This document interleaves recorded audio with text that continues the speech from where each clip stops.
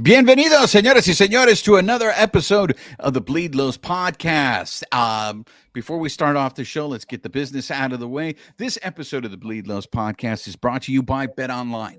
Bet Online is your number one source for all your betting needs. Get the latest odds, lines, and matchup reports for football, college football, basketball, boxing, golf, and more. BetOnline continues to be the fastest and easiest way to place your wagers, including live betting, and your favorite casino and card games are available to play right from your phone. So head to the website or use your mobile device and sign up today. Get in on the action because remember, you got to use your promo code BELIEVE, BLEAV, for your 50% welcome bonus on your first deposit.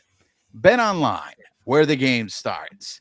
Bienvenidos, sangrones, the Bleed Los podcast. Estamos en vivo. The carne asada is here. We got, of course, the regular Michael Carrillo. Yes, it was a long time no see. We had a Thanksgiving in there, Michael, so we had to respect that. DJ Jesse, how you doing? Tim Rogers says he was. Yes, I noticed that, Michael. Wow, is Tim Rogers reaching out to you, Michael? Michael, are you going to start brokering guests now on the show? Tim Rogers is joining us. He just recently was on with Canelo, right? Canelo for the Diamond Cast. So make sure you guys check that out because from what you guys were sharing on your Spotify Wrapped, it seems like you guys listen to a lot of different podcasts. So I just want to be thankful that you guys listen to ours, that we made the list. So I'm very thankful for that. The ghost of Al Davis, Mr. Raider, Philip Lopez. Bienvenido, my friend. Thank you for joining us. Simeon, as always, a loyal. Hey, Simeon, give me an update on the Laker game. I know it's getting crazy. Jose Ayala from Bakersfield. That's awesome. So joining us on the show this week, you guys can see this, is Canelo's back. He's ready to take your guys' questions. We're going to go fast and furious. So whatever questions you guys have, make sure you guys put them in the chat. We're going to do a better job of getting you guys involved. This is going to be more of an interactive show. And look who's back, ladies and gentlemen. It's been a while, but La Reina of Playa Larga is here, and she's ready to come in with the hot takes. Juan Ramos at Bleedlos, first time on the live. Thank you for joining us, Juan. I know you're a supporter. I know you listen to the show, so I'm glad that you joined us on the live. The live can get a little crazy sometimes, so keep an eye on this chat. Steven Guerrero, bienvenido, my friend. Okay, so this is how I want to start off this show. The winter meetings are coming. They're right around the corner. Before we get into the winter meetings, though, there was some news. The Dodgers ended up signing Jason Heyward. Now, $9 million.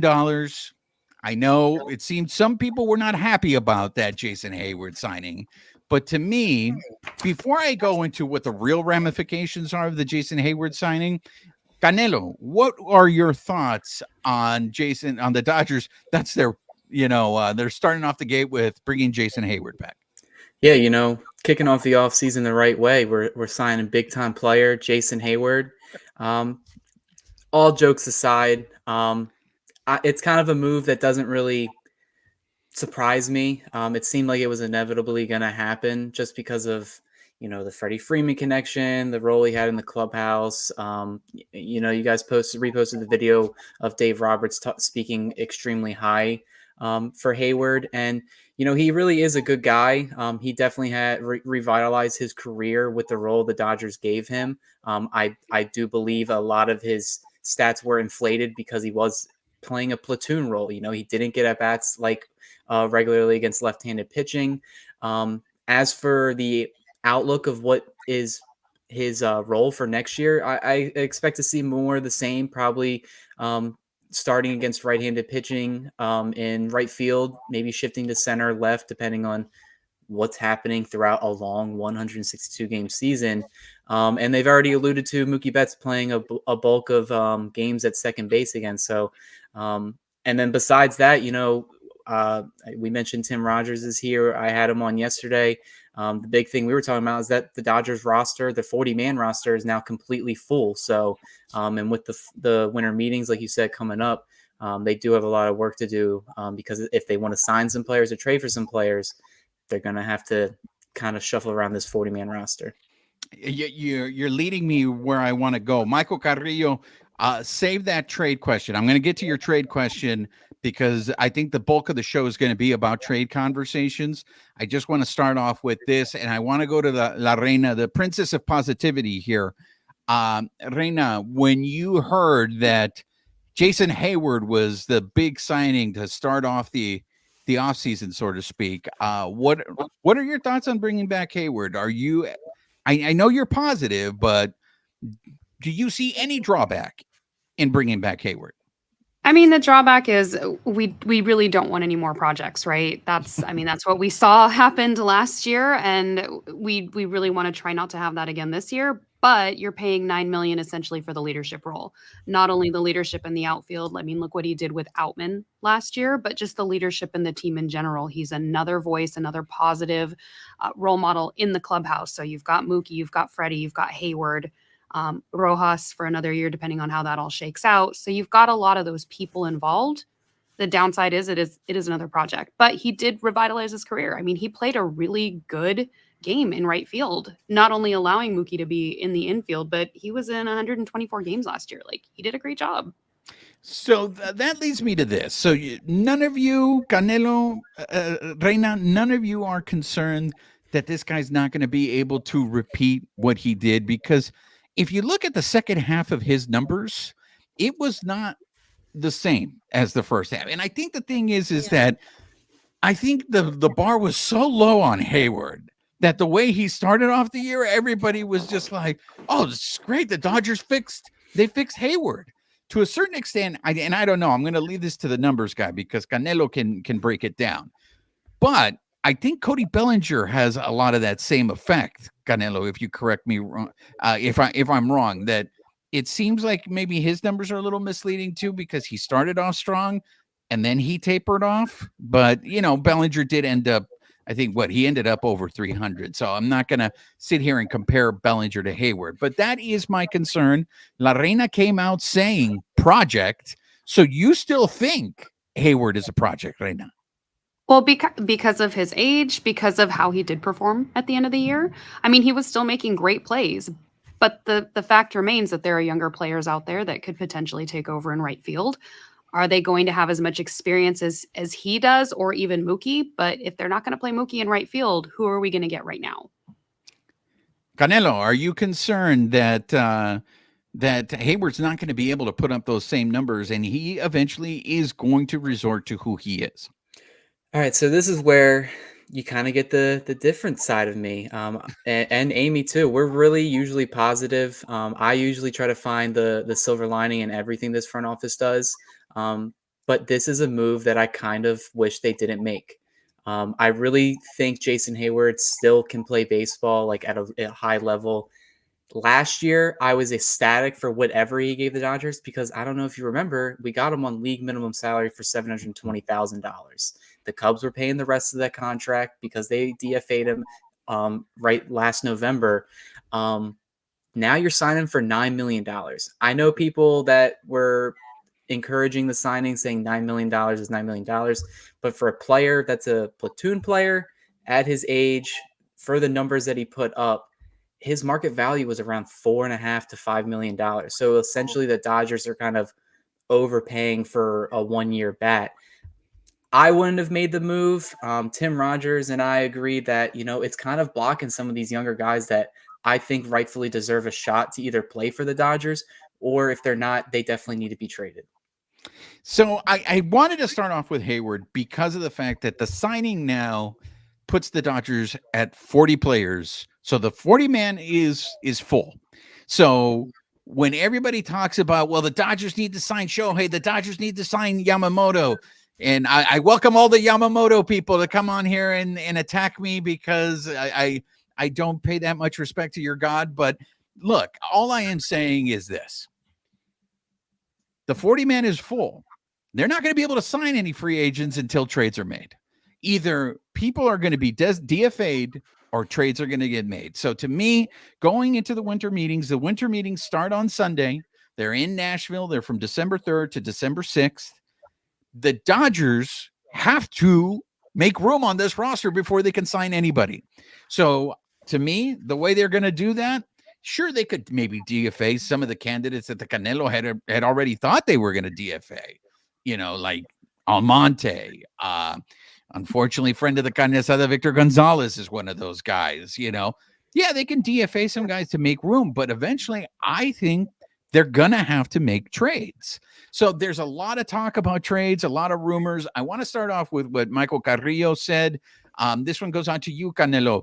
Do you think 3 relievers for Tyler O'Neill would assuage concerns for Dodger fans about having a full roster and giving us 2 roster spots? I mean, I feel like the type of trades that they're going to have to make, they may have to be bundling, kind of similar what the Braves did, which they traded guys that they were going to non-tender, and they got some sort of value. I mean, to get Aaron Bummer, the Braves traded like 6 guys to the White Sox and between the White Sox and the Royals. So you're going to be seeing trades like that with the Dodgers. That's why when it was announced that they didn't non-tender anybody, and then they didn't put anybody on that list, they brought everybody back. They tendered everybody a contract. I was a little surprised by that, just because even though I don't think the Heyward signing is officially official, so the 40-man still sits at 39, it's still full. They could have freed around 3 or 4 spots. Some of these other teams, they still don't even have their entire 40-man roster full, so they have pretty much everything to play with. The Dodgers kind of have to do like 3 things while they're also going after big-time free agents. So it's definitely stressful, I assume, for everybody involved in the behind the scenes, but they must have a plan. In terms of getting like Tyler O'Neill, like a 3-for-1, everything we've heard kind of from behind the scenes involving Tyler O'Neill, it sounds like not much would take to get him. So you could probably even send like a C-tier pitching prospect, and the Cardinals would probably be ecstatic. Exactly. Michael Carrillo from our friends over in St. Louis, what we're hearing is I don't even think it'll take 3 relievers to get Tyler O'Neill. For some reason, the Cardinals are very down on him, so I don't know if we should take that with a grain of salt. Why are the Cardinals down on Tyler O'Neill? But I don't think it would take 3 relievers. But if you're going to do it just to make room on the roster so you can make other signings or make other moves, I see where you're going with that. Princesa, Jesus Jaques tells us Glasnow and Randy Arozarena. What package to make it happen? That's the name, not Glasnow, not Oppenheimer. It's Randy Arozarena. If you believe the rumors, as the ghost of Al Davis, Mr. Raider Philip Lopez says, there's going to be a fire sale in Tampa Bay. So if Randy Arozarena is truly available, don't the Dodgers? We're going to get into the other trade rumors, but a package of Glasnow and Randy Arozarena, how enticing is that for you, Reina? I mean, but who are we trading for that? Are we giving up a bunch of our rookies for it? Are we dumping Taylor? Are you not in the corner of trading Michael Busch and Miguel Vargas? Sending everybody. I mean, wasn't it? It was Juan Toribio who was like, if you've got the players, move them. That like you're supposed to do all of this now rather than just holding all of these guys. And I mean, to a certain level, I agree. But if he's a left fielder, I mean, are we keeping Chris Taylor? Then what are we doing? Because at that point, we've got Rojas, we've got Gavin Lux, and now we've got Taylor sitting at shortstop. Then. And we're giving up a bunch of players while we're like kind of gumming up the infield. Does this mean Chris Taylor's a trade chip? I mean, is he viable at this point? Canelo, do you kind think? Of a rocky year last year. I brought it up last time I was on here. I think Chris Taylor should be a trade chip. I think if there's any way they can get out of his $15 million AAV for this year and next year, they should look into that. I don't think anybody would really I don't think Chris Taylor entices anybody, so I imagine he's going to play out the rest of his contract. But when Kiki was traded back, Taylor's numbers in the second half did go up, and I think it's just because he was more consistent. I don't think Taylor is fit for the role of playing like 3 or 4 positions between third, short, second, left field. I think maybe like infield is more of his style, maybe second base and left, let it be that. But if they trade for Randy Arozarena, that would just be your straight up either maybe even right field, like where he plays for the Rays. Like who cares? Jason Heyward, go play left. You know, we got you for a 1-year deal. So, but other than that, you know, yeah, I agree think with Amy. Taylor's great in left field, but I don't really like him in the infield. I think if you're going to go infield, you go somebody like Kike. I mean, I know we don't have him right now, but he was way better. There it is. Always Kike. Hey, Who's the even first person to mention Kike on the show? La Reina. Actually, Tim just brought it up in the comments quite a few back, saying that we should have picked him up instead of Heyward because he is a better utility player. We saw him play at third base, second. He played the entire infield. We shifted him over to first base quite a few times. He can also play the outfield. He's a more consistent player. Maybe when he doesn't have that hernia issue going on, he's a more consistent batter, but his numbers still improved when he came over to LA. I'd rather have him get rid of, maybe move Taylor, use him as some trade bait if you can for whatever value you get, and then kind of shift around out in the outfield. For those of you that are joining us, welcome to the Jason Heyward fan club. Appreciate Marching in Chowder Society. A lot of love for Jason Heyward on the show to start it off. Michael Carrillo, not a fan of Heyward. He needs to be platooned, and he is not a postseason performer. Jose Ayala, thanks to the Reina, exactly. I say no more players with salvage titles. Tim Rogers, the repeat is a concern. Rather have Kike to provide. Yes, there you go. You know, La Reina needed some support because there's not enough love for Kike on this show. So Tim came in for the rescue. Juan Ramos, he likes Shohei, but he does have a feeling he's going to regress next season. Michael Carrillo brings up an interesting point. The only delays the inevitable on having to develop players. Now, here's the question that we're going to get, guys, is if they're going to trade people, I think it's those young people, those young players, so we don't have to worry about developing anymore. Like, if it's true, if you can get a Randy Arozarena, it's going to be Vargas, it's going to be Michael Busch. But the problem is coming in on this, Canelo, I think those are the only position players that had value. I mean, we don't even mention Cartaya anymore, right? Yeah, I mean, so arguably the biggest strength of the Dodgers minor league farm system that has been talked about by pretty much every baseball YouTuber I watch and even in the national media is their pitching.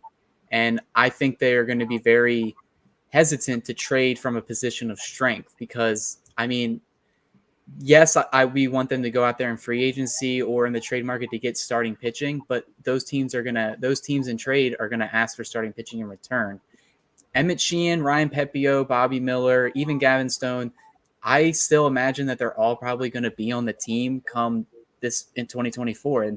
And I believe the Dodgers kind of need that because they don't have much pitching and they don't craft pitchers that go longer than 5 or 6 innings. And that's just kind of that's their philosophy in pitching right now. You know, Tim Rogers pretty much alluded to it. He sees it up close with the Dodgers minor league development system and everything and how they train these guys. So I don't see them getting traded. In terms for a guy like Randy Arozarena, I'm willing to like open the pretty much for anybody if they want. And when I look at the Rays roster, the thing they desperately need is actually MLB ready pitching. They're most of their top prospects are all position players. The Dodgers, they have position players that they can trade in their minor league system, but it's these pitchers that are going to get the job done no matter what type of deal is getting made. And that's why I mean, obviously the MLB offseason is always slow. So that's why no trades have been really big, but that's why the Dodgers really aren't as, in my opinion, active in the trade market as a lot of these people think. DJ Jesse coming in here, give DeLuca the chance to play. You know, Johnny DeLuca is a very interesting player to me because I don't know what to make of him because I don't think the Dodgers have really given him a chance. Reina, what are your thoughts on Johnny DeLuca? I mean, is this guy someone the Dodgers maybe should give an opportunity, or is this guy taking up a roster spot? And if you have an opportunity to get an impact player, you need to do whatever it takes to get that impact player in. I mean, I don't think we saw enough of him last year. I mean, he only came up for a couple games. The minors, as we know, are a lot different than when they come up to the show. So, I mean, definitely give him a shot. But I think there's other ways we can also clean up the roster too. Like, we have some pitchers that we're still carrying that haven't played in like a year, 2 years. So, are there other ways that we could Are clean you this up? slandering Trinan? Is that what's going on right now on this The show? words came out of your mouth, actually. I mean, Fairson, like there's just some pitchers that we still haven't seen what they can do, and we've got these rookies that still aren't really getting a shot. You've got Look, when Danny Duffy pitches a game, you guys are all going to eat your words, man. That's going to be that's the signing that's going to put Friedman in the Hall of Fame. Is the Danny Duffy? When? When are we going to see him? Or when Cole Hamels pitches for the Dodgers? I like to go off of like the pitchers. I feel like it doesn't really matter how many pitchers you sign. It's like for Trinan, Fireisen, like if they're only the Dodgers can eat like $1 million, which is what they're making. It's the position player pool that kind of makes me mad, because we've already mentioned with Heyward that I would like to see the Dodgers get younger. I would like to see them get more athletic, and Michael Busch, DeLuca, Andy Pages, like these guys should be coming up to make an impact. But you can continue, Amy. I was just going to say too, that was like their opportunity was last year, and we didn't really do that because we signed so many reclamation projects, and that's not anything against those players. Those guys have experience. We got where we got. We won 100 games, but last year was supposed to be that year where we really stretched them out, infield, outfield, pitching, and really the pitching's the only one outside of like Outman who kind of got a shot. So now we're back in the same boat with these guys. Not really we didn't see DeLuca. We didn't see some of the other ones that came up. So I mean, I'd like to see them, but at what cost at this point? Michael Carrillo coming in. We shouldn't be platooning at all these positions. I understand what you're saying, Michael, but I just feel like this organization, they subscribe to it, and they're not going to go away from it. I'd be surprised if they did stop platooning. Tim Rogers, Doc is going to play Heyward no matter how bad he gets. I mean, we know it. Dave Roberts likes veterans, and I don't know if it's just even Dave Roberts likes veterans, if it's not maybe the organization itself. They like veterans. Jose Ayala, guys, that was just Freeman wanting him back. Heyward is done. It's a waste of money. Maybe they will trade him. I mean, if they can get anything for Heyward, I mean, it's going to be a throw-in. I'm not sure about that. Michael Carrillo, Yamamoto is legit. Look, I'm not saying he's not legit. What I am saying, and it seems like I've upset a lot of people about this, I don't watch Japanese baseball on a regular basis. I don't watch Japanese baseball as much as I watch the Major League Baseball. Okay. So I am not comfortable speaking about Yamamoto when I haven't seen him pitch every day. I have seen other Japanese pitchers come and face when they come to Major League Baseball, they are facing the best players in the world. So yeah, Yamamoto may come here and he may kill it. All I'm saying is I'm not going to talk about him like I'm an expert on Yamamoto, because it seems like there's a lot of people out there who are experts on Yamamoto. So to me, more people watch Japanese baseball than I thought, because everyone seems to know a lot about Yamamoto. So Michael, I take your word because I know you're very knowledgeable. So if you're saying Yamamoto, I can't wait to see him pitch in Major League Baseball. I want to see how he does. It may take a while, for him to adjust. But if he's as good as everyone says he is, I want to see him play. Tim Rogers letting us know that nothing is official, so 40-man is not full yet, so it's not a problem. So then I'm expecting a lot of signings when the winter meetings start, Tim. Once the Dodgers are out there, then I'm expecting them to address some of these needs. Doom Sal, welcome. Bienvenido, my friend. The ghost of Al Davis, Mr. Raider. Philip Lopez with the Andrew Friedman love, playing chess, not checkers. Victor Fuentes. Victor Fuentes, are you the Victor Fuentes from K-Rock? The one that made that Kevin Embiid made famous with that's too much information. If anybody knows that reference, let me know. Victor Fuentes is chiming in with "We need Randy Arozarena." Kurt McLaren, front office, doing nothing. I guess Jason Heyward is going to pitch now. Pathetic. Look, Kurt, It's the first move. The Dodgers aren't done. I am very curious to see their approach on how they go ahead and build this team.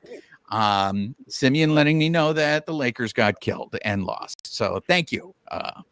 Thank you very much, Simeon, for that. Michael Carrillo bringing up some interesting names here. Cartaya. Landon Knack is a name that I hear a lot. We saw Gavin Stone last year. Vivas. So Michael Carrillo is saying Cartaya, Landon Knack, Gavin Stone, and Vivas for Arozarena and Glasnow. Do you make that deal, Reina?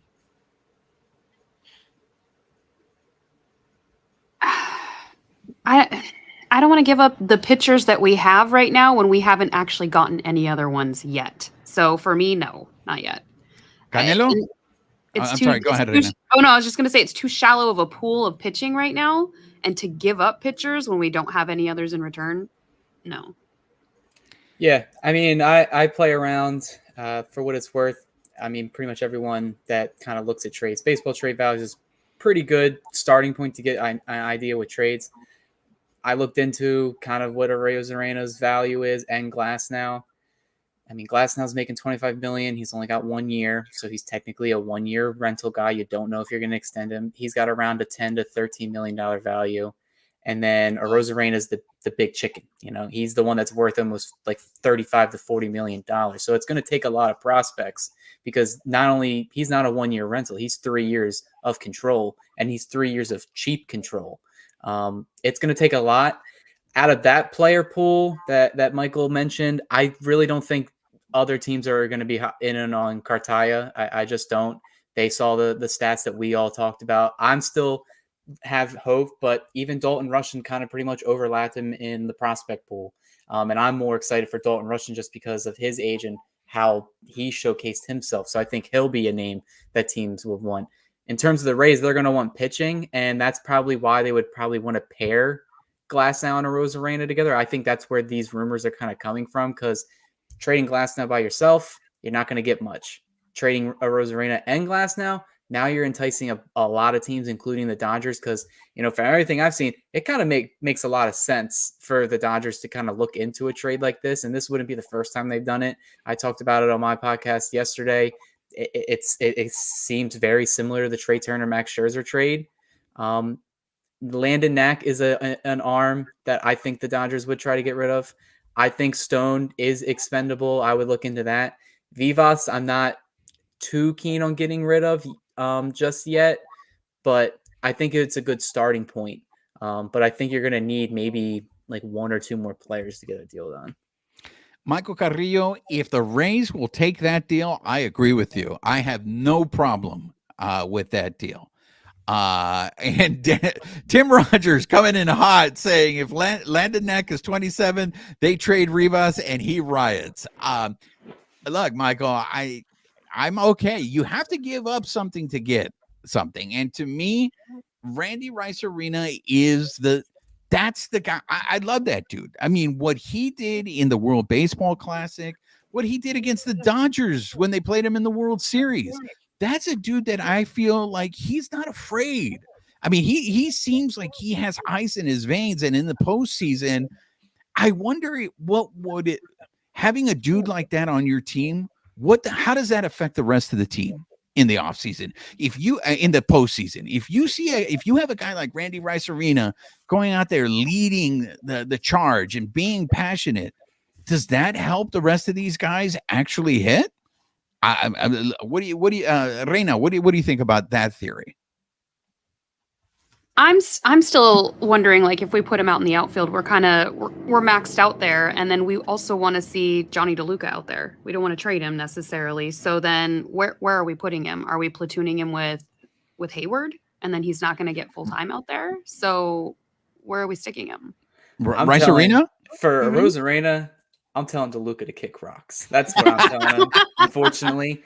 Because you mentioned postseason, man. I like looking at his postseason stats. They're ridiculous. His regular season stats are pretty much like above average, where you're going to get like a guy that's playing like 140 to 50 games, can steal bases, hit home runs. But his postseason stats, 336 batting average, 1 OPS, 11 home runs, 17 RBIs. He would instantly probably be the best Dodgers postseason hitter, right behind or equal to Freddie Freeman, even though Freddie Freeman didn't have a good postseason last year. In his career, he's been a very good postseason hitter.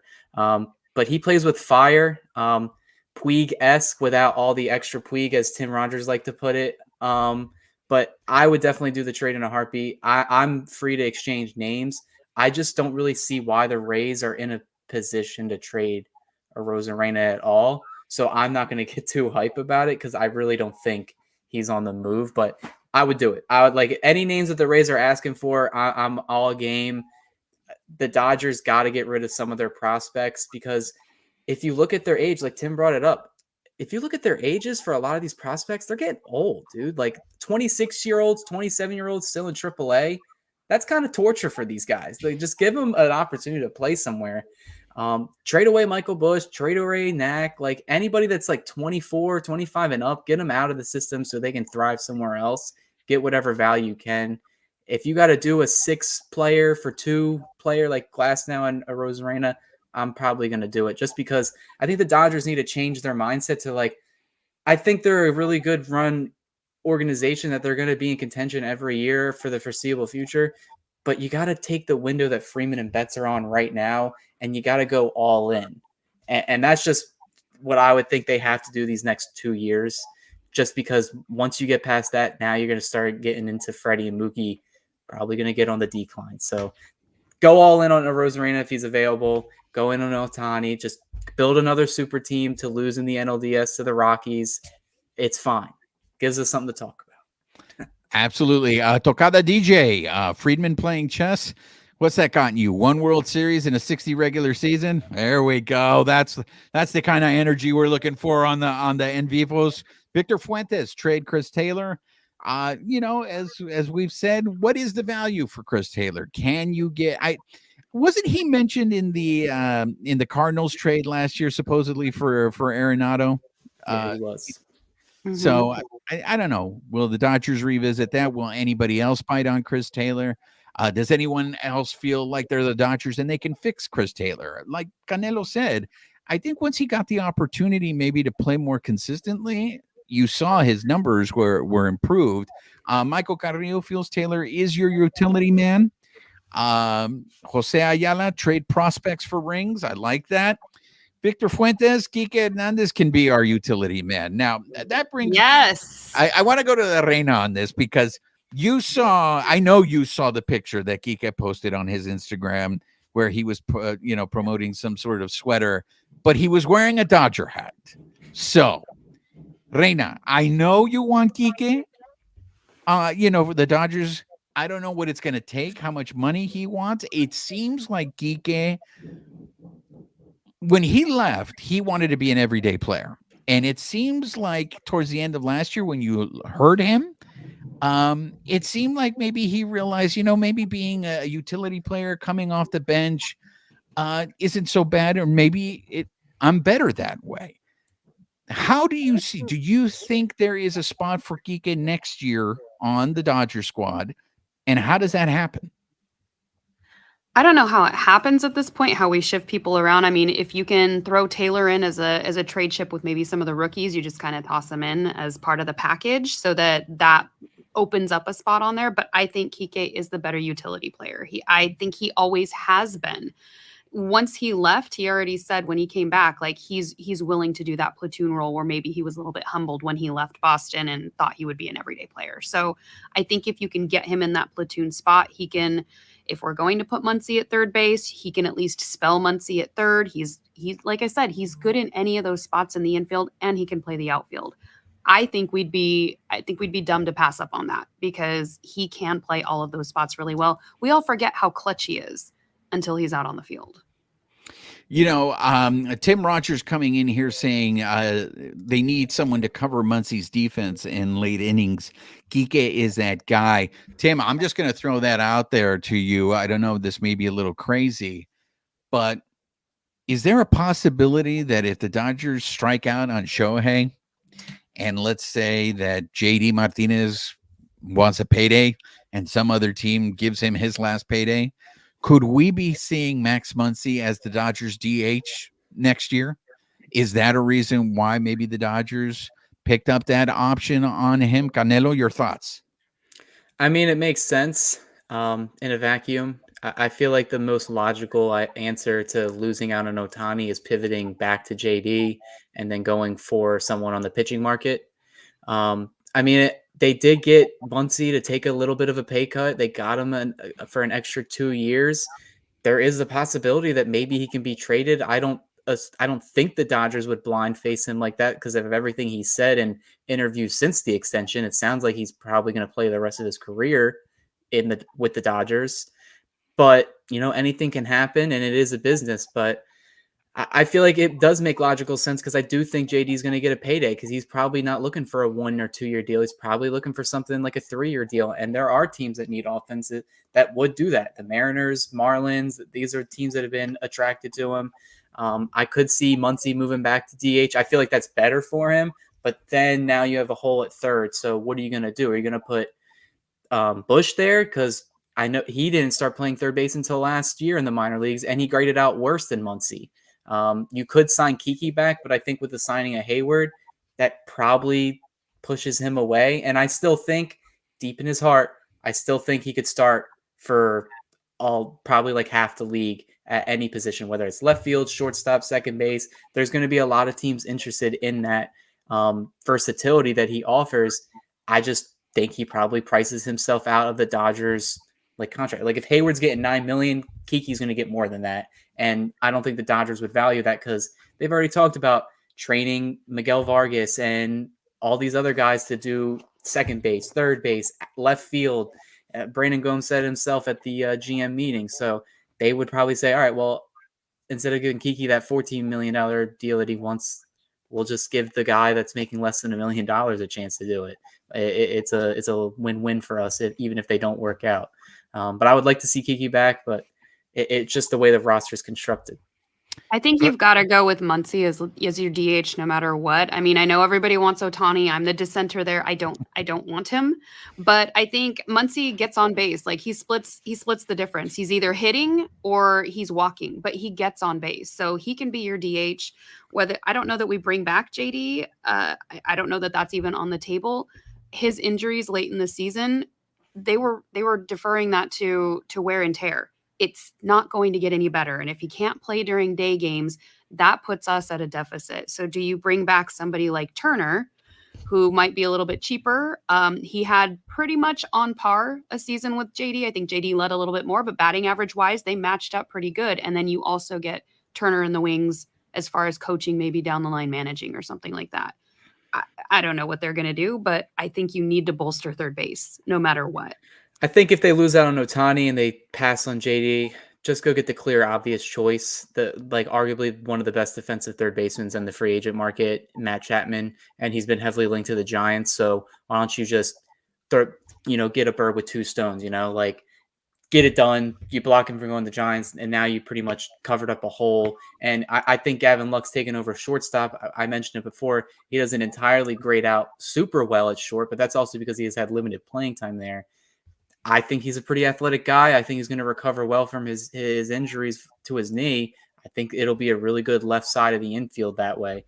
But in terms of Otani, I really think they're still going to be all in on him. So it just sucks that it looks like he's going to be a DH for the next couple of years with the possibility of maybe moving to the outfield later down the line. But we're talking about the right now or the next 2 to 3 years when Muncy's on the team. Yeah, I think the right now is what the focus should be because, as Canelo said, Mookie and Federico are not getting any younger. I want to catch up on some of these comments here. The ghost of Al Davis, Mr. Raider Philip Lopez, referring to Chris Taylor. Chris Taylor's defense is good in the outfield, but his offense can be spotty at times. You mean the human strikeout, Chris Taylor? I know what you're talking about. DJ Jesse. Agree, would rather have Kike. Doom Sal, more love for Kike. Kike over Heyward. No question about that. Victor Fuentes, trade Cartaya. I can't, I'm sure there is, and maybe you guys on here will tell me. I can't think of another Dodger prospect that has dropped so quickly in value. I mean, just a year ago or two, everyone was like, Cartaya was an untouchable. Like people were comparing his swing to Mike Piazza, and now people can't get rid of Cartaya fast enough, or they just don't think we can even get anything for Cartaya. Mr. Seabad, don't disrespect your elders. Leave Heyward alone and give him his Geritol. Tim Rogers, Andy Pajes has a ton of value.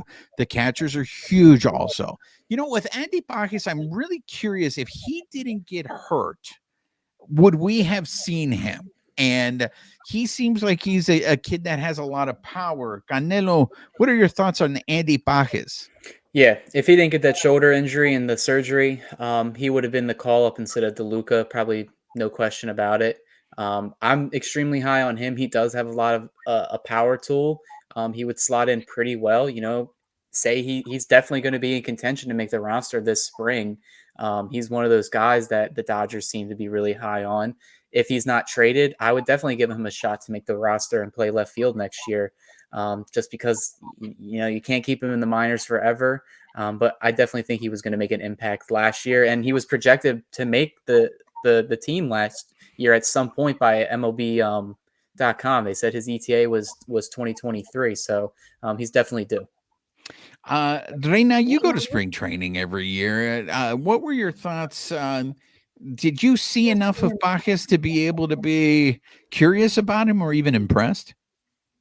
I mean, he's one of those ones. There was like a whole handful, right? The Luca Pajes. I'm trying to think, Bush, like all of those guys trying to kind of get a sense of it. But I think in spring training, at least the games that I was at, our guys weren't really winning the games. They were just trying to figure out how to work together. So I'd like to see them get a little bit more major league playing time so that we could actually see what that looks like, what that translates to in the regular season. Let's catch up on some more comments here. Jesus Jaques, isn't Cartaya an asset? Because I can see him they can DFA Barnes and his $1 million contract. You know, Austin Barnes to me is very interesting because if Kershaw doesn't come back, like it always feels like Austin Barnes is only on this team because of Clayton Kershaw. Now, I am very skeptical. I'm not confident that Kershaw is going to be able to bounce back from that injury and pitch halfway through the season. So if that is the case, does that mean we're finally going to see maybe the end of I know there was a lot of Austin Barnes hate, but towards the end of the season, he actually he was starting to hit. I mean, maybe it was because he was so abysmal at the beginning of the year. But Reina, am I that off base in the fact that we might be seeing the end of Austin Barnes's tenure with the Dodgers? I mean, those 2 home runs at the end of the year were great. I mean, how can you not bring him back? I mean, I think he's had better years. We keep saying, let's give the young guys a chance. So if we have somebody who is like some of our listeners are saying, like Philip Lopez, he's an automatic out. Why are we not giving some of the other guys a shot at that point? Yeah. Let's catch up with some more comments here. Jose Ayala, maybe team-friendly contracts for Muncy and Heyward are a possibility of a sign and trade bait since contract money is low. Just an option. Breaking news, ladies and gentlemen, Lance Lynn just gave up a grand slam. Michael Carrillo, DeLuca is projected to hit basically the same amount of home runs as Heyward. You know, that to me is a little depressing that we have that, because then you automatically have to sit there and wonder, well, if that's the case, why aren't they giving DeLuca a chance? He's going to be cheaper. It's like what Canelo had said. If you spend less money on Canelo, on DeLuca, that's more money that you can throw at your other holes that you have. But they really love Heyward's presence in the clubhouse, and they just, you can't look. I've never played Major League Baseball. I maybe that is important, but if you can get the same level of production from someone else at a lower price. The other thing I think also that they like about Heyward, and correct me if I'm wrong here, Canelo, he's left-handed. Yeah, and that's kind of surprising how quickly they did get a deal for Heyward in, because you bring up a great point. He is a left-handed hitter. the Dodgers lineup last year at their best was the all lefty lineup against right-handed pitching. The dominant lineup. That's where they scored their runs. That's where all their good offense came from. Obviously, the biggest, free agent this offseason is a left-handed DH in Otani. So I feel like they're starting to get closer to this where they're too left-handed heavy. Mm-hmm. Because we've also seen rumors. We've seen them floating around. We'll probably get into it later. Jock Peterson may be coming back. Yeah. That's another lefty bat. Hayward's a lefty bat. Like, you can't have too many lefties, because then the biggest Achilles heel for the Dodgers. All right, so in the playoffs, the left-handed star is going to come in there, and then they're going to get shut out. So how many times have we seen that, even in the regular season? They need to kind of invest in some better right-handed hitters. In my opinion, they need to have some flexibility on that bench, and a lot of their prospects, position player wise, in the minors are right-handed, so they're right there. Cheap option for you to let them come up. That's why I was against the Heyward signing at first, especially in my mind. I'm still pretty confident that Ohtani's going to be a Dodger, so that kind of replaces one of your lefty bats like Heyward leaving. Go get a righty bat to replace the production from Martinez that we're going to lose. Cody, do you take Jock as your backup to Arozarena if we can't get somebody like that? Do you bring back? I'm done with reunions. I think a lot of these unless fans, it's Kike. I'm done with the Kiki reunion too. I think we kind of got to rip the Band-Aid. I see so many tweets about Bellinger, Jock. 2020 was a great year. I had fun that year too, besides all the pandemic stuff. We won the World Series, but you got to move on. I think there's better options out there. I've been preaching it for weeks, and in my little fan club, I love Kevin Kiermaier. He's a Gold Glover out there. I would slot him right into left field. And I think the Rays connection with him and Andrew Freeman, they were extremely close on coming together on a deal last offseason. He just went for a little bit more money and guaranteed playing time with the Blue Jays. And he had a really good season. He played against lefties, didn't have the best stats against them, but he's still a guy out there. And I like the glove. I think the Dodgers need to get extremely better at defense this upcoming year. They need to get more athletic. Even Kiermaier at his age, he's statistically one of the best outfielders, not in recent memory in baseball history. So go get him. Go get him. I love him. Go get him. All right, let's catch up on some on these comments here. Victor Fuentes letting me know that Duffy got released. I'm my sarcasm. You don't have the roster memorized? My sarcasm sometimes doesn't play that well. So, but Mr. Seabad, do not trade DeLuca. He's the wonderful high school ex that haunts you the rest of your life. Like I said, I don't know what to make out of DeLuca, but if he pans out to be a really good player, that is going to suck. Mr. Seabad, once again, the Dodgers need young athletic players that can produce runs. Welcome to the new age of baseball. That to me is exciting baseball, Mr. Seabad. Just an option. Otani is not good enough to play for the Dodgers. Okay, that's a strong take. DJ Jesse, DeLuca made some good plays in the outfield. Speed. Victor Fuentes, shout out from Compton. The ghost of Al Davis, Mr. Raider Philip Lopez. What do you think Urias is going to sign with? Los Toros de Tijuana or Los Charros de Sinaloa? You're absolutely right. I do think he's probably going to end up in the Mexican League there. Michael Carrillo, you should have Yaku Cosmopolitan. Okay. He specializes in NPB. I'm pretty sure he lives in Japan. He's very knowledgeable about Japanese baseball. Okay, babyface, you got that? Let's get this guy on. I would love to be able to have him learn me the ways of some of these players. Brian Jaquez, once Otani signs players, we'll start signing and teams. Once Otani signs players, we'll start signing and teams will be very aggressive. I think you're right, Brian. I think that's what's happening. Everybody is waiting for Otani. Once that domino goes down, then I think things are going to go nuts. Mr. Seabad, Otani gets nightly visits from Babe Ruth who tell him to go get the ball from the dog and wear an LA hat. Dodger Blue, now that Julio is gone, we need another Mexican citizen with Arozarena. I'm very big on Arozarena. I think he would excel in Los Angeles, But Canelo, like always, is pouring water on my parade. He's probably right. Why would the Rays want to get rid of that guy? I mean, he's good. Doom Sal, uncomfortable speaking on Yamamoto. He can be a number one starter and has already pitched against MLB players. That is true. He did pitch in the World Baseball Classic. His splitter is ranked higher than any MLB pitcher. Look, I am going to be glad to eat crow on this show if Yamamoto, especially if he comes to the Dodgers and just dominates. So let's see here. Tim Rogers, no use trading Cartaya when his value is so low. I mean, Cartaya, I'm getting to the point now. Are we ever even going to see Cartaya make it to the major leagues? I'm just, it's fascinating to me what's happened to that guy's career. Mr. Seabad, Dodgers pitching scouts know what they're doing. Trust the system. Victor Fuentes, let's go get third baseman Paredes and Arozarena. That's going to be, you're going to give up a lot for that, right, Canelo? Arozarena and who else? Paredes?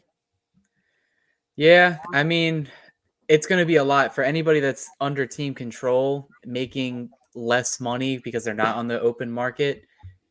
It's going to be a lot, dude. So, you got to be willing to pair some of these prospects away. I think more fans, especially after the last 2 years, are extremely open to it. I know I've opened up to a little bit. I'm usually, certified prospect hugger. Like I value these guys. Now I think it's kind of, you got to put things in motion, get some guys. So I'll be excited for any type of moves they make for positions of need. Dodger Blue, Arozarena is clutch on the big stage. Michael Carrillo, I think that's probably the lesson we're learning today, and that is you can't prospect hug. Only very few prospects turn into anything.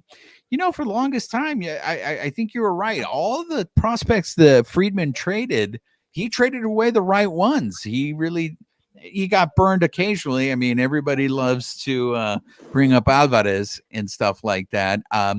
Tim Rogers, it's personal. Vivas is such a good dude. Juan Ramos, yeah, you're preaching at the choir here, Juan. Can you all imagine Randy in the Dodgers platooning player energy playing at Dodger Stadium? Yeah, I mean, I really think that dude would excel. DJ Jesse, again, a lot of the same. We need that spark, attitude from Arozarena. Can you imagine Randy's energy playing at Dodger Stadium? We need something, though. I mean, we talked about this ad nauseum at the end of the season. We had all those guys. It looked like they had something going with like the Freddie dance and whatever, but you've got Rojas, you had Peralta last year, where they're trying to bring this energy. What's the spark? You just mentioned one. What is the thing that's going to actually ignite them, that makes them push past how reserved they are and how that impacts the lineup when they come up to the plate? Yeah. And I also feel like that's why Dodger fans get a bad rap, right? When everybody watches the playoffs and go, oh, all those other crowds are so much, more energized and stuff like that. Dude, Dodger fans will go nuts if you give them a reason to go nuts.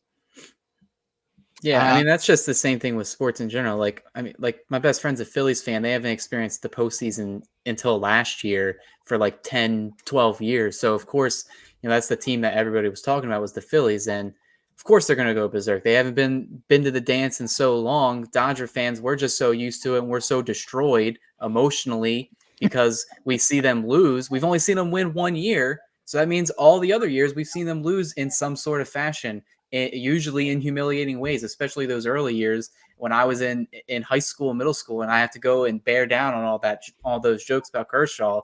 So like the Dodgers, they are spoiled because we've been there so long, but sometimes it does become like a little bit of a nightmare. It's kind of like I was tone deaf this year. I would agree with you, Juan. Like it didn't hurt me as much as the years prior because I was just like, I kind of expected something like that to happen. I was like, this shit doesn't hurt me anymore. I was like, I've seen so much worse, so it's whatever. But I won't say that I expected it, but when it happened, I wasn't surprised. I'll say that.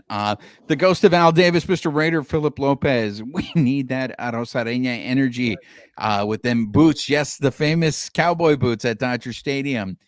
Victor Fuentes, Dodgers could always trade Arozarena if he doesn't pan out with years of control still left. I don't know about that, Victor. If they're gonna get him, I don't think they would be willing to trade him, but we'll see. There's a lot of Arozarena love here. Tim Rogers is joining the train. He says we do need Arozarena. Mr. Seabad, Rays are not going to give away Arozarena for a prospect only. They want more. Jose Ayala, 4 years, $60 million was a mistake. Tim Rogers, when the Dodgers got Kike back, CT3 got better. Dodgers need 2 super versatile guys the way they move players around. Okay, here's a new package. Michael Carrillo. Rays would not say no to this. Would not say to this. Frasso, Rushing, Stone, Bush for Randy and Glasnow. Ooh, Michael, that seems like a lot.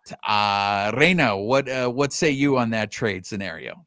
I keep hearing Rushing, but I don't have him on my list on the 40-man roster. Are we bringing him up? Are we not bringing him up? He's not on the 40-man because he wasn't eligible to be like draft eligible, Rule 5 draft. So he's only like 21 years old still. Like he's fresh in the system. The other guys I think are on the 40-man. I think Frasso is on there. Stone, Bush, they're on there. So Rushing's the only outlier, but he is technically, I think, with the winter or fall update, he's technically the Dodgers' #1 overall prospect, or I think it's Michael Bush and then Rushing. Mm-hmm. Yeah. So Mr. Seabad coming in here. Kike knows he's a utility player without question. Kike is also clutch in the playoffs. So is CT3. Don't let him go. Tim Rogers, Muncy as a DH would be great without Otani. We'll see what happens there. Muncy is a Victor Fuentes. Muncy is a horrible third baseman. Maybe sign Turner to a year deal. There you go, Reina. Michael Carrillo, that's the thing. You still need a third baseman. Michael Carrillo is not high on Matt Chapman. Ooh, Chapman is horrible. Mr. Seabad, Muncy hits 30-plus home runs per season. He's not going anywhere. Michael Carrillo, Chapman is going to be the new Josh Donaldson. Oh, wow. Michael, you really did Matt Chapman do something to you? I mean, which Josh Donaldson though? Because are we talking about A's Josh Donaldson or Blue Jays Josh Donaldson? Or are we talking about Yankees Josh Donaldson? Hell, I'll even take Braves Josh Donaldson. That dude's a dog. Besides when he started getting bad, that's just because he got older, but Matt Chapman, the peripherals don't look like they're going to be well. He didn't hit well at all last year. Well, he hit really well in the beginning of the season and then plateaued and then flatlined from midway to the end. But he still plays really good defense. I don't see the Dodgers overpaying. It sounds like he's going to get a pretty big contract. So, like I said, get ready for Muncy to head over there. Hopefully that he works on his defensive drills this spring training. Maybe goes on a little bit of a diet. Not saying anything, but that's kind of what the Dodgers are planning for right now. And a big thank you to Jose Ayala, man, because he did the super chat. Thank you for your contribution. So he's jumping the line right now. And that is, what do you guys think on the Giants saying they will not be beat in getting Otani? Hope price doesn't get too high. Saludos de Bakers, but LA Puente guy. Reina, I know you would probably be okay with seeing Otani in San Francisco, right? I'm good with that. I don't think the hype is that great. Like, yes, he is a unicorn. He might pitch, once he recovers from whatever surgery he just got. Because it wasn't Tommy John, right? He was just. They're not calling it Tommy John, but it basically is, right? The reconstruction of the Tommy John light. So, if he goes to the Giants, that's fine. They still need to build a team around that anyway, because they've been struggling a little bit. I don't think it's worth the money. I agree. I think Pablo XH34. We need pitching. We really just need to focus on pitching. We can shift around the outfield and the infield. We can cobble that together. Would it be great to bolster those pieces? Sure, but we need pitching. I think that's where we need to focus everything at. Doom Sal agreeing with a lot of what was already said, which is why bring back all these past players. They won one ring with all of them in their prime. Dodgers need youth. Victor Fuentes, I'm hoping the Cardinals have a bad year so we can trade for Nolan Arenado. The only thing that concerns me is Nolan now is getting older also. So and he's got a big contract. So you're going to have Federico, you're going to have Mookie and Nolan's contract all at the same time. I mean, I want to give Friedman credit here for this, and that is he is at least trying to win now, but also still build for the future. Jose again, guys, everything is holding on until Ohtani signs. Once that happens, everything's going to go nuts. Tim Rogers letting us know that Bach has made a ton of progress. The ghost of Al Davis, Mr. Raider. He really is not a fan of Austin Barnes. So trade Barnes. Please just get rid of him. He's the strikeout king. Automatic out. Tim Roger, loudest bat in spring training was Thyron Liranzano. Okay. Dodger Blue, Randy Arozarena. Oh, Jesus Jaques. Austin Barnes equals AJ Ellis. That's a name of the past. Both of them are Clayton Kershaw's personal catchers. So you can thank Kershaw for those guys being on the team. Michael Carrillo, Barnes was the bottom 5% statistically for hitting. Jesus Jaques, wasn't Barnes the worst batting average in MLB? The ghost of Al Davis, he agrees. Victor Fuentes really wants to trade for Nolan Arenado. Tim Rogers, more lefties with Lux and Otani. Cody is right. Juan Ramos, Jock Peterson. No, that's right. Let's move forward. Let's move forward. Let's stay out of the past. Victor Fuentes, he doesn't want to bring back Jock. Mr. Seabad, stop worrying about the lineup. Otani will sign and the Dodgers will win the 2024 World Series. And yes, I drink. Doom Sal, this is something that we've talked about in past shows. Otani will stay in Anaheim. I still think there is a possibility that would happen. Michael Carrillo, we should sign Whit Merrifield. He hits for average and is fast. Canelo, that's a name that I've heard. Any chances of that? For what, the Dylan Cease thing, or no, the Whit Merrifield? Honestly, he's a little bit older, but I would like to see the Dodgers kind of get somebody to permanently play like second base. Because I think I love Mookie Betts' like versatility and probably wanting to have fun, play second base. At the end of the day, Mookie Betts' best position for the Dodgers is playing right field, the place where he's won a bunch of Gold Gloves, is an elite outfielder out there. He's way better than Jason Heyward. Jason Heyward had a +5 defensive run saved. Mookie Betts is almost 3 times better than that if he gets a full season out there.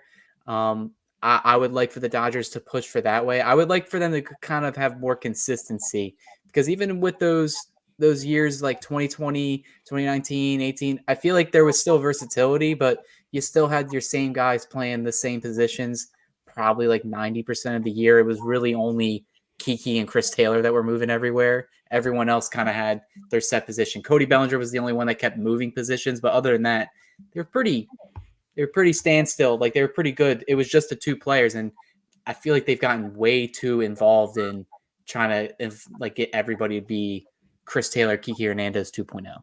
Cody, do you think, especially, and maybe Juan, you can chime in here too, especially with how close to the vest they played the injuries last year, do you think maybe Mookie being at second base has to do, in seasons past, he had that bone spur on his hip. Do you think it's a protection thing where maybe he can't play right field as much as he did in the past? Or are we trying to protect him, keeping him more in the infield? No, I think because I think the biggest indicator, and this is just kind of for me, like playing even later in to my years, it's really hard to go from one position and then switch immediately to an entirely different position. He went from second base to right field pretty often. And that's a pretty big switch up on the arm, body. Like, when you're throwing a baseball, you're using your whole body, especially from the outfield. I think if there was any indication that his health was kind of affecting his outfield play, they would probably just say he's not going to play the outfield at all. Maybe not outright, but he would probably play almost every game at second. I'm open to the idea of him going there permanently later down the line when he's getting past his prime. But I think some of these teams go way too fast in putting these guys into a different position. Like a recent one, like around here, is the Phillies decided to put Bryce Harper at first base permanently next year. I don't agree with that decision. I think it's the same thing with Mookie Betts. Bryce Harper, he's a very athletic player and he's got a cannon. And before he got Tommy John, he was one of the best right fielders in baseball. And that's kind of where I see Mookie Betts as well. I want Mookie Betts to go back to right field. I want them to get a second baseman, which is why I want like Miguel Vargas, or say if they pull off a trade for another shortstop, maybe give Gavin Lux another shot at second. Like just give somebody consistent playing time there so Mookie can stay in right field. Like that's just my personal take on all that. All right, we're going to start wrapping things up. We're running out of time here, but so I'm going to try to get through these comments as quickly as I can. Bienvenido, Roy Estrada. And Roy is on the Randy Arozarena train. He thinks it would be a great pickup. Jesus Jaquez, what is Nelson Cruz doing for the team? It was just announced he is going to be a special assistant. I don't think they've announced. Reina, have they announced what his actual role is? What I hope it is he's going to help sign Caribbean players for the Dodgers. Yeah, no, they haven't done anything beyond just announcing the position. From what I've seen, there's been no press releases or anything yet about what he'll end up doing. Abstract Cat, sign Otani and Yamamoto and trade for Randy, and I'm satisfied. I would be satisfied with that as well. I'm trusting your guys' opinion on Yamamoto, so I would be satisfied with that. Just an option, 2020 doesn't count. Again, yeah, I mean, that poor 2020 World Series, man, I guess it's not real. Roy Estrada, other stadiums are smaller and enclosed, will fill the stadium, but it's open. I get what you're saying. Again, more no love for 2020. 2020 doesn't count. It's a loser. Mr. Seabad, you want energy and rah-rahs from fans? It's pretty easy. Score runs, shut down opposition players, and win playoff games. Absolutely. Give them any prospects outside of Bobby Miller. I don't think that's that off, Aster Cat. We never Bobby use Miller's our prospects. untouchable. We never use our prospects anyway, so use them as trade bait. Yeah, Bobby Miller seemed to me, of the guys that we saw, the prospects that we saw last year, he seemed to me the one that was special. The other ones were good, but Bobby Miller to me was a little different, and I'm hoping that he just takes that next step and he hopefully will become dominant. Pablo, I personally don't care who they pick up. They need to get their pitching and bats on the same page. It seems like when pitching is on point, bats are cold, and when bats are on fire, pitching is off. Yeah, there's no lies detected there, Pablo. Victor Fuentes, too cold in San Francisco for Otani to play. The ghost of Al Davis, Mr. Raider, Philip Lopez, Tommy John Light. Abstract, Otani can pitch next year. That'll be 2025. Otani wants to play in the playoffs every year. Sorry, Giants, you're out. That's from Mr. Seabad. Abstract, yes, he wants Austin Barnes out. Roy Estrada, we're going to probably end on this. Do the Braves get Cease over the Dodgers? Canelo has convinced me I don't want Cease. And part of me now is wondering, Canelo, is this the Dodgers leaking out fake information? Could this Cease thing be a distraction because the Dodgers are really working on something else? It could be. I definitely think their interest in Cease is valid because they were actually interested in last trade deadline. So were like the Orioles and a couple other teams that needed pitching. The White Sox at the time had a different guys in charge. They were let go at the end of the season, or almost at the end of the season, and now they have a new direction where they pretty much said anybody's available. Obviously, I've written a couple articles about Cease. I'm not very high on Cease. I think it's a injury waiting to happen, and if you're going to trade the house to get him and his 2 years of control, it's something the Dodgers really can't take a risk on. Especially say if he goes down and you traded some of those pitchers that came up last year that helped us, say an Emmett Sheehan or Ryan Pepio, if they're not there to come and replace him if he goes down with an elbow injury, then they're going to be in big trouble. And it's just the peripherals that I've seen. His ERA went up, his barrels, they were getting, the exit velocities were up, his slider's not looking good, and he's pretty much just a 3-pitch pitcher. Similar to the Atlanta Braves, Spencer Strider. They kind of look alike with the mustache, but kind of pitch similar as well. If he's not getting guys out with his fastball, he's vulnerable. And the Dodgers pitchers, they're prone to giving up home runs, and it just seems like an issue that they couldn't fix with Lynn. If it's something that they can't fix with Cease, I don't really see giving up some of these guys. I would rather just roll the dice, just say give Evan Sheehan a shot rather than Dylan Cease. And Roy also mentioned, do the Braves get him? Everything I'm seeing, one of these guys that is pretty close to, I believe, Bob Nightingale. I think the Braves are extremely close in getting him either today or tomorrow. All right. Breaking news right there. Just an option. Amy keeping it real. Don't believe the hype. Only 1.010 OPS. I think that's Abstract. Don't believe the hype of the back-to-back MVP. I guess they don't like the fact that you don't like Ohtani. I think he's a great player. I just think we need more starting pitching right now than what we would spend to get a DH and a potential future pitcher. I think he's a great player. I just don't want to break the bank on him. I don't think this is how I view Shohei. I don't view him as a player on the payroll. I view him. I've expressed it too. He's a marketing decision. The amount of money he makes off the field, like Keith Law put a thing out. I brought up on the last time we were here on the live. He makes around $70 to $100 million before he even steps on the field between advertisements, TV deals in Japan. I think the Dodgers, that's why the Blue Jays have been rumored that they have a co-ownership group from the Rogers Corporation or whoever owns that stadium. It's a guy that you want that the face of your franchise to be. I don't think the contract would pay for itself just for his advertisements. So is that going to make my season ticket go down? No, probably not. So okay, then I still don't. It's still, the juice isn't worth the squeeze for me. Kyle Paulson. Kyle Paulson, is Pepio a trade package? You know what? I didn't think that, but once he signed with Scott Boras, we've talked about this with other shows. I think now he might be in a trade package. Reina, do you think Popote might be traded?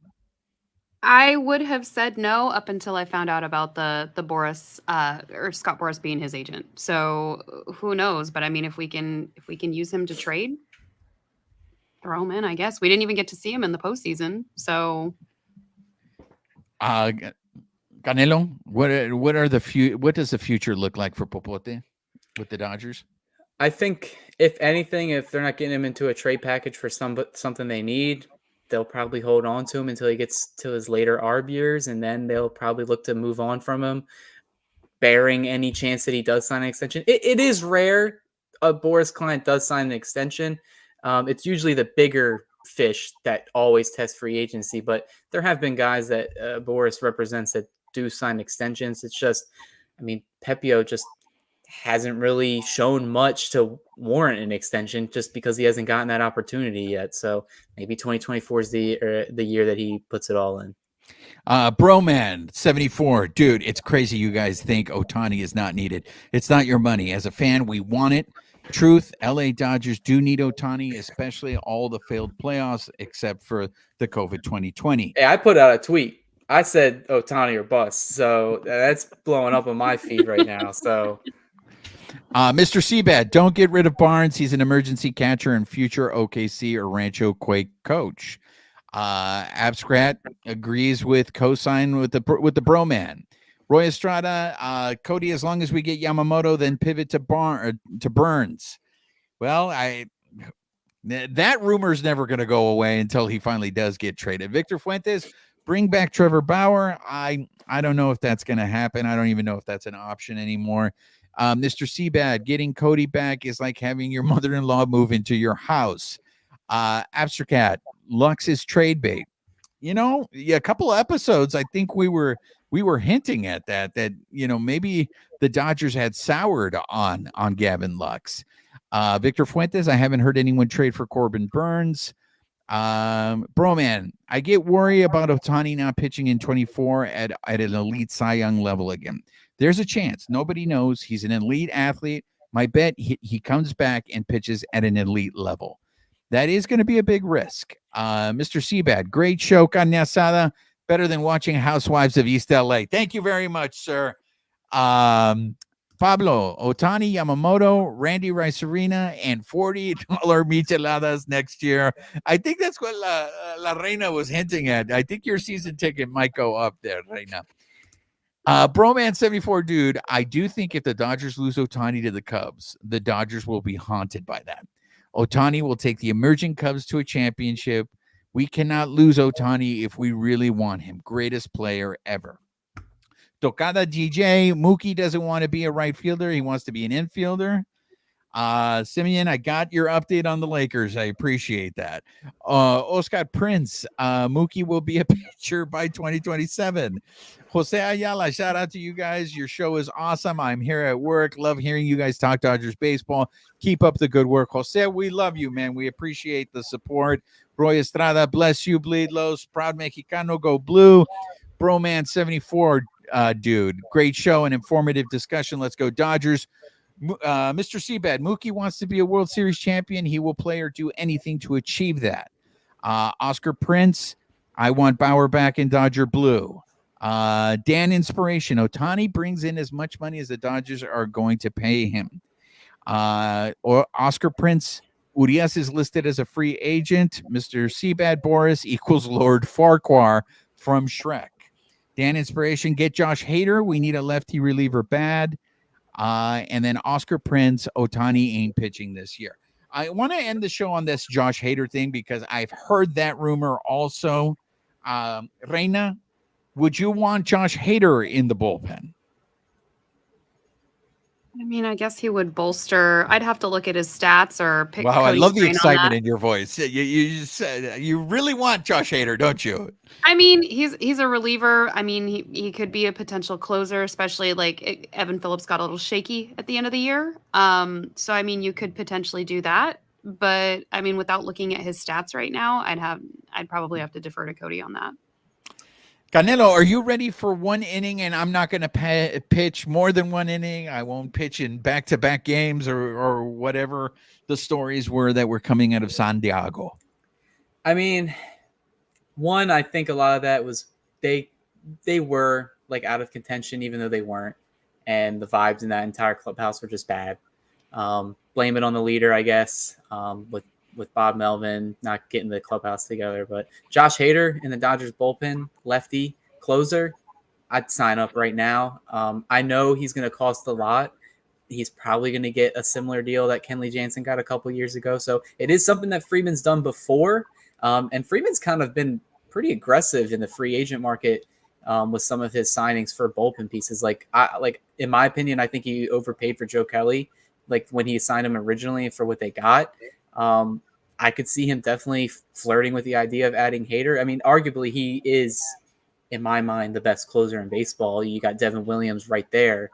The aurora around Phillips is kind of gone for me. I think he should be shifted back to that high leverage pitcher that he was in like 2021, where you can get him kind of what Ryan Brazier was for us this past year, get him in like the 6th, 7th, maybe the 8th of your setup guy, and then go for Hader. I assume when Hader gets a contract and say the playoffs are on the line, if they ask Hader, hey, can you give us 2 innings? Like, we definitely need it. And like, there's like 5 lefties that are coming up in the order. I think he'll definitely go and attack it.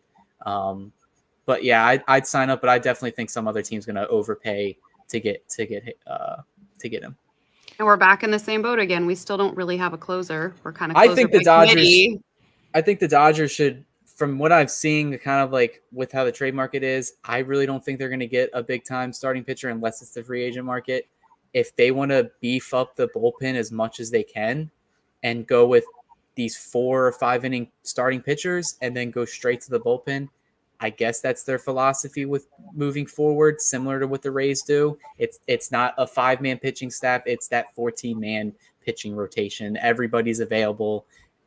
If that's the way they're going to run the team, that's the way they're going to run the team. I still think they're going to be in on these Japanese pitchers because it just makes sense. But these other guys that are out there in the trade market, I'm not sold. I don't think they're sold on it either. I don't think they're going to overpay for some guys. If they get out of the comfort zone with dollars and years, they're not going to give it. And I mentioned it before. The biggest pitching contract Freeman gave out before was Trevor Bauer, and that was only 3 years. And it's just something that Freeman hasn't shown to do in the past. He has shown to be aggressive in the bullpen, like I said, with like Joe Kelly, Kenley Jansen, and their deals in the past. But other than that, yeah, I assume they're going to go that route. Broman 74, dude. I've read that Ohtani may ask for an opt-out in 2026, so he can show that he can still pitch. elite again and go back to being a free agent market. Also, Otani's team is asking for an opt-out if the team falls below 500. I think if that is true, bro, man, I think that makes the Dodgers the perfect choice for him to go. Play a couple years, maybe fool around, win a World Series, and then go be a free agent and get a lot of money. I'm okay with that. I don't need Ohtani to be a lifetime Dodger. If he comes here for a couple of years and he helps the Dodgers win the World Series, I'll be very happy with that. Mr. Seabat, Josh Hader, a potential Dodger, makes me throw up in my mouth. No. Just an option, get Ohtani for the closer. Jay Martin, no on Hader. Dan Inspiration, how about turn Kershaw into a reliever? He's a lefty. Look, if Kershaw doesn't come back, he's only coming back as a starter. So if he can't make it, I do think he's probably going to retire. Mr. Seabad, closer by committee does work if you have the horses. Rangers proved that in 2023. Roy Estrada signed Dwight Howard. Did he, Wade? Heard they like to bring up the rear. All right, then. We're going to end it on that one, Roy. You killed it there. I want to thank all of you guys for joining us on the live. We got a big weekend coming up. The winter meetings start on Sunday. We're probably going to do a live next week. I don't know what day, but if there is huge news, I know Babyface thinks that the Ohtani signing might happen at the end of the winter meetings. I know Tim Rogers tells me it's not official, that the 40-man is not full. I just don't see how the Dodgers are going to make all these signings unless they move some of these people. So I hopefully expect the Dodgers are going to be making some moves. But who knows with this team, right? I reserve my judgment until I see what Friedman does. But look, guys, make sure you're subscribed to the podcast. Make sure you guys are subscribed to the YouTube channel. Follow us on the social media. We let you guys know when we're going to decide to go live. Sometimes when we have news, we want to go live and we want to talk to you guys.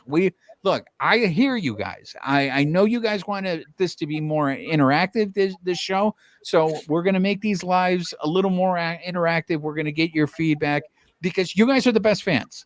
And you guys support us, and we can't thank you enough for doing that. You guys know your baseball. You educate me in my ignorance when it comes to Japanese pitchers. So you guys make me better. So I want to thank my colegas.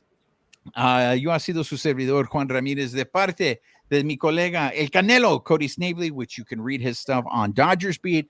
You can also read him on the Diamond Club and the podcast, where him and Tim Rogers seem to dominate Dodgers conversation. La Reina de Playa Larga, we haven't seen her in a while. I'm so happy that she was able to join us. She comes in with her hot takes, and as you can see, she's wearing the baseball merch, and she's got what's that company that makes that hat, Reina? Baseballism. There you go, baseballism. But you can read La Reina stuff. Follow her on the social media. That's the easiest way to be able to read her stuff. That's going to be it. Babyface is somewhere around here. Juan Ramos, gracias to you all. Have a good night. Babyface is back to being the voice in the voice in the sky. Anyways, this has been a great time, guys. And hope you join us for the next one. Let other people know. Let them all chime in. We love it when the comment section is on fire. Nos vemos para la próxima. This episode of the Bleed Lows podcast has been brought to you by betonline.ag, where the game starts. Nos vemos.